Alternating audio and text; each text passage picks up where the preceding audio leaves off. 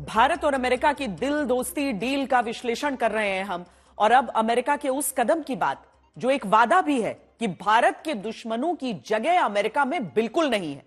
26/11 के मास्टरमाइंड तहव्वुर राणा को भारत लाने की जद्दोजहद लंबे समय से चल रही थी।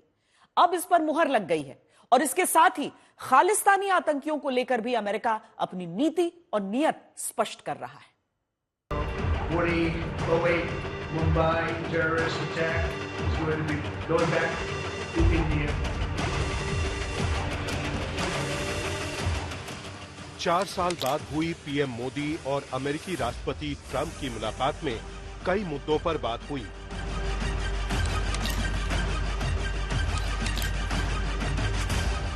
आपसी सहयोग बढ़ाने से लेकर भारत अमेरिका के बीच डिफेंस डील पर चर्चा हुई।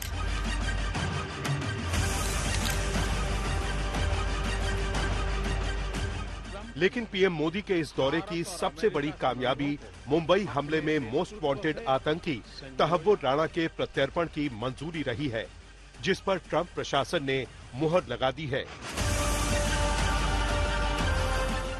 पीएम मोदी की मौजूदगी में डोनाल्ड ट्रंप ने उसके भारत प्रत्यर्पण का ऐलान कर दिया।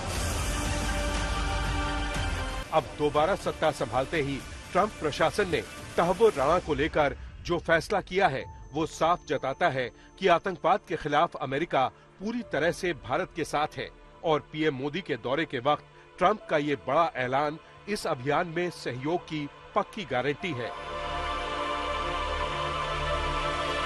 आतंकवाद न केवल भारत के लिए अमेरिका के लिए भी बहुत बड़ा मुद्दा है, इसलिए दोनों लीडर्स ने साथ मिलकर बात की और कहा कि आतंकवाद से लड़ने की जरूरत है। 64 साल का तहव्वुर हुसैन राणा पाकिस्तानी मूल का कनाडाई नागरिक है। उस पर पाकिस्तानी अमेरिकी आतंकवादी डेविड कोलमैन हेडली की मदद करने का आरोप है, जो 26/11 मुंबई हमलों के मुख्य साजिशकर्ताओं में से एक है। अगस्त 2018 में एनआईए की स्पेशल कोर्ट ने राणा के खिलाफ गिरफ्तारी वारंट जारी किया था, जिसके बाद 4 दिसंबर 2019 को पहली बार भारत की ओर से राणा के प्रत्यर्पण को लेकर अमेरिका को डिप्लोमेटिक नोट दिया गया। अगले साल जून 2020 में भारत ने राणा की जमानत के खिलाफ शिकायत की। 16 मई 2023 में अमेरिका की एक डिस्ट्रिक्ट कोर्ट ने तहव्वुर राणा के प्रत्यर्पण का आदेश दिया, जिसके खिलाफ तहव्वुर राणा ने अपील की। सितंबर 2024 में अपील कोर्ट ने राणा की याचिका खारिज कर दी। 13 नवंबर 2024 को भारत के अनुरोध पर तहव्वुर राणा को गिरफ्तार कर लिया गया। फिर 21 जनवरी 2025 को अमेरिका के सुप्रीम कोर्ट ने तहव्वुर राणा के भारत प्रत्यर्पण को मंजूरी दे दी। आतंकवाद के खिलाफ लड़ाई में ये फैसला भारत अमेरिका की मजबूत साझेदारी को दिखाता है।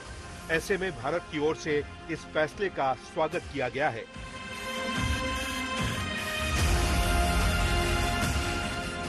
आतंकवाद के खिलाफ लड़ाई में भारत और अमेरिका दृढ़ता से साथ खड़े रहे हैं।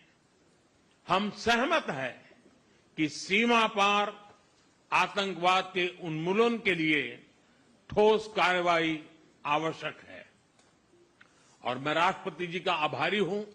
उन्होंने 2008 के जिसने भारत में नरसंहार किया था, उस मुजरिम को अब भारत के हवाले करने का निर्णय किया। अमेरिका की ओर से ये भरोसा दिलाया गया है कि उसकी जमीन से भारत के खिलाफ साजिश में शामिल तत्वों पर कार्रवाई की जाएगी। ऐसे में ये उम्मीद जताई जा रही है कि मोदी ट्रंप की दोस्ती खालिस्तानियों की भी चिंता बढ़ाएगी।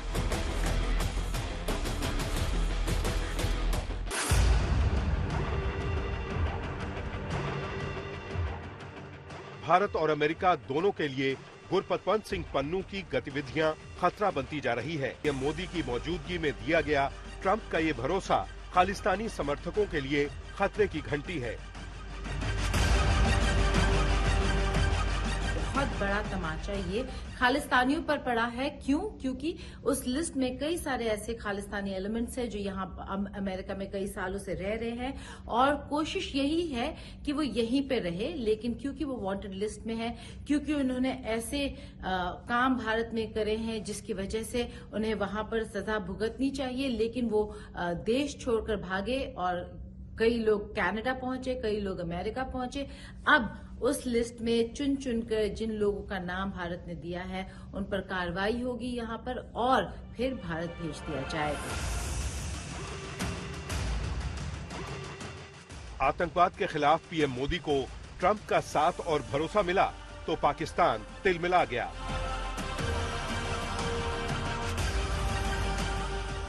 ट्रंप और मोदी के साझा बयान के खिलाफ पाकिस्तान ने जो बयान दिया वो साफ जता रहा है कि पीएम मोदी का अमेरिका दौरा उसकी कारगुजारियों पर भारी पड़ने वाला है, क्योंकि तहव्वुर राणा के भारत प्रत्यर्पण के साथ ही मुंबई हमले और आतंकवाद के कई ऐसे तार खुलेंगे जिसका सिरा सीधे पाकिस्तान से जुड़ता है।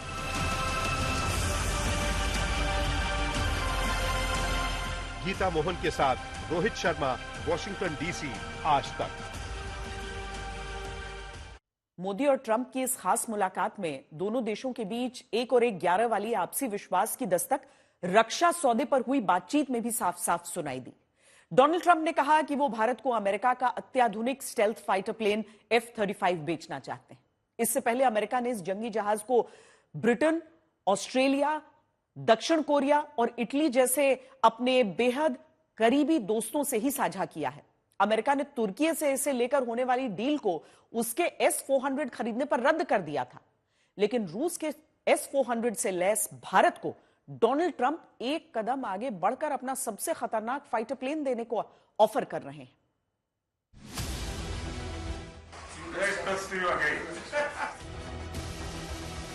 We missed you. We missed you a lot.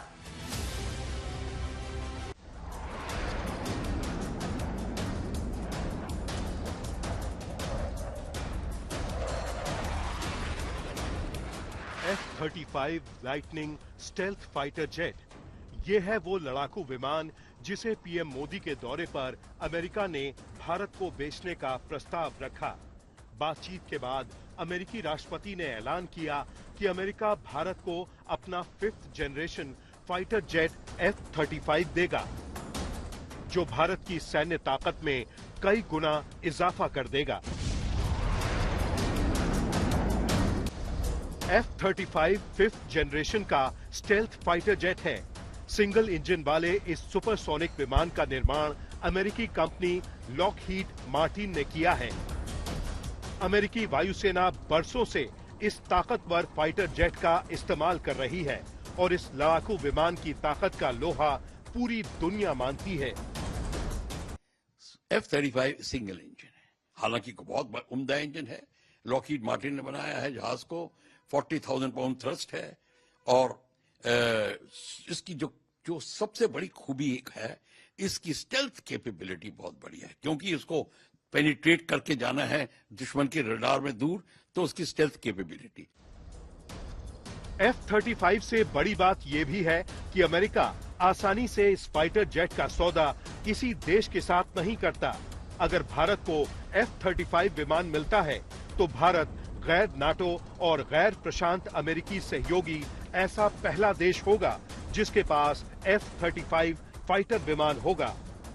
बड़ी बात यह भी है कि अमेरिका ने अपने नाटो सहयोगी तुर्की पर भी रूस की S-400 मिसाइल सिस्टम खरीदने पर प्रतिबंध लगा दिया था, लेकिन भारत के पास डिफेंस मिसाइल सिस्टम S-400 होने के बावजूद अमेरिका भारत को F-35 विमानों की खरीद का ऑफर दे रहा है।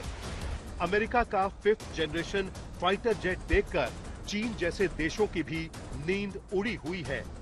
इस लड़ाकू विमान का मुकाबला करने के लिए चीन ने अपना 5th generation fighter jet J-35A तैयार किया है। पिछले साल नवंबर के महीने में China international aviation and aerospace प्रदर्शनी में चीन ने पहली बार इस फाइटर जेट की झलक दिखाई। ये दिखने में भले ही अमेरिका के F-35 जैसा लगता है, लेकिन ये F-35 के सामने कहीं भी नहीं टिकता। ये विमान रडार की पकड़ में आए बिना दुश्मन पर दूर से हमला करने में सक्षम है।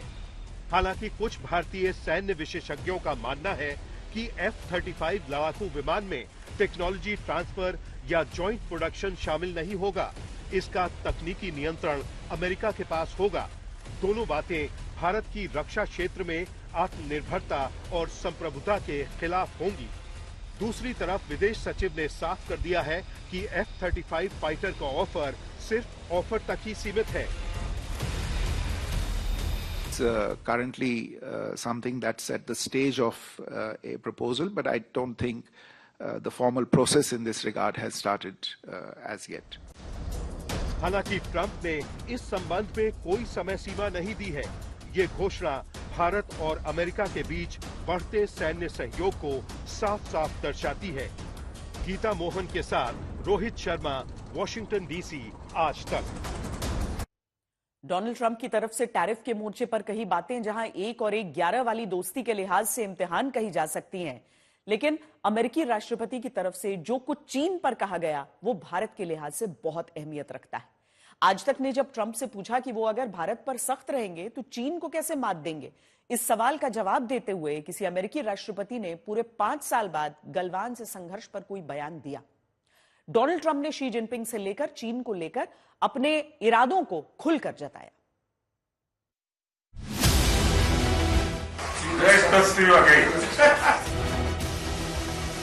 We missed you. We missed you a lot.